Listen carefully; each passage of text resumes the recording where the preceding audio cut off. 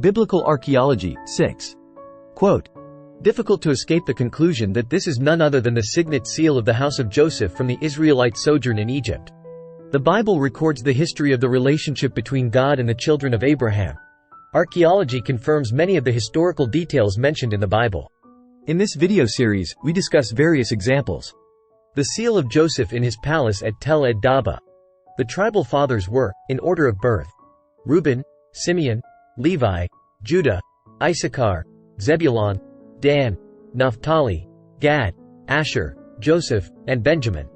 It is remarkable that the symbols given here for 6 of the tribes, Simeon, Judah, Zebulun, Dan, Asher, and Joseph, Ephraim and Manasseh, all of which are depicted in the seal impression, appear precisely as described in the ancient Midrash, Bamidbar Rabbah 2:7. Conclusion. Based on all the above and more, it is difficult to escape the conclusion that this is none other than the signet seal of the house of Joseph, from the Israelite sojourn in Egypt, communicating the greatness of their family to 13th dynasty Egypt, as well as their dominance over their nascent brother tribal families. The brother founders of Israel's 12 tribes should no longer be dismissed as mythical figures. Between their excavated graves and the cultural memory of their legacy enshrined in this seal, matching so many biblical details, they have made their appearance as real historical personages. King David reigned from 1124 to 1153 BC. In 1993, archaeologists found proof of King David's existence outside the Bible. At an ancient mound called Tel Dan, in the north of Israel, words carved into a chunk of basalt were translated as House of David and King of Israel. This proved that David was more than just a legend. Archaeologist Avraham Byron, digging at Tel Dan in northern Israel, discovered a victory stele in 3 stone chunks on which David's name is inscribed, the first archaeological reference to David outside of the Old Testament.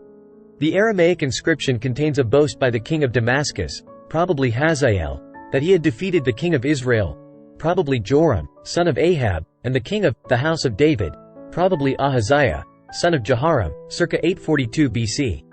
Herschel Shanks, Byron at 90, Bar, September, October 1999, 44. King David's Palace.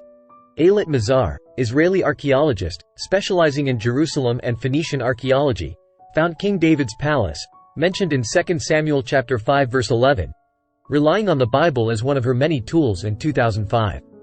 What is amazing about the Bible is that very often we see that it is very accurate and sometimes amazingly accurate. From using the Bible as her guide, Ph.D. Archaeology, Hebrew University, 1997. Former head of Shalom Center's Institute of Archaeology. Israeli translator, Hillel Halkin, on July 2, 2006, described it like this. We have a biblical text describing in detail, 2 Samuel chapter 5 verse 17, the creation of a Phoenician-style palace by David, high up on a particular mountain, around the end of the 11th or the beginning of the 10th century BCE. And we have a grand structure of the Phoenician style dating from the same time, on the summit of that very mountain, located with assistance from the text and previous archaeological discoveries. This was not stumbled upon, moreover, but carefully hypothesized, and the current dig was proposed as the test. The likelihood of this happening by chance is extremely small. The Tel Dan inscription makes reference, by the enemies of the children of Israel, to the battle between Hazael, king of Aram, and the kings of Judah and Israel, which is highlighted in 2 Chronicles chapter 22. This inscription also makes reference to the House of David, providing archaeological proof that such a house existed. 3,000-year-old piece of pottery discovered dating back to the Kingdom of David and with oldest Hebrew text to confirm. The pot shard was found above the hillside where David was said to have fought Goliath, 2008. New finds indicate biblical kings David and Solomon actually existed.